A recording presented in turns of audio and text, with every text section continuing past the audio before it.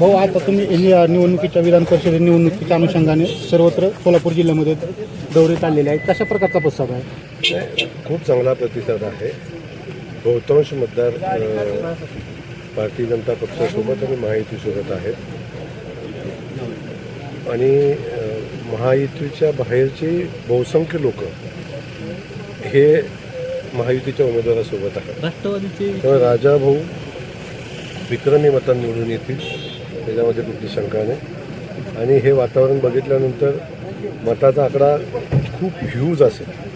भाऊ, खरं तर महायुतीच्या अनुषंगाने सोलापूर जिल्ह्यामध्ये मतांची जी संख्या आहे महायुतीची ही मोठ्या प्रमाणातली आहे. विजयाचं गणित हे सोप्या प्रमाणातला दिसून येतं.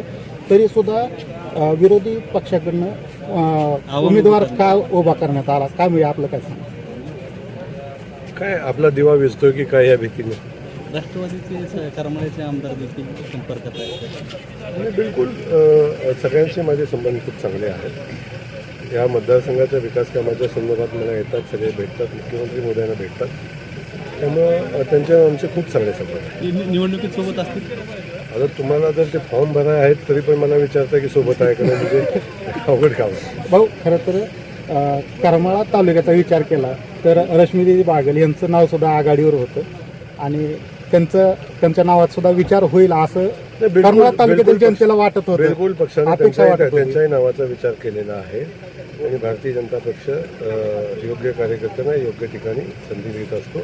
तरीही योग्य ठिकाणी संधी मिळेल. सध्या भाऊ, एक दिल्ली ते जंतर मंतरचं आंदोलन सुरू आहे. नीट पेपरच्या परीक्षेची पेपर फुटी झाली त्या संदर्भात आता त्या ठिकाणी धर्मेंद्र प्रधान शिक्षण मंत्र्यांचा राजीनाम्याची मागणी होते. काय सांगा?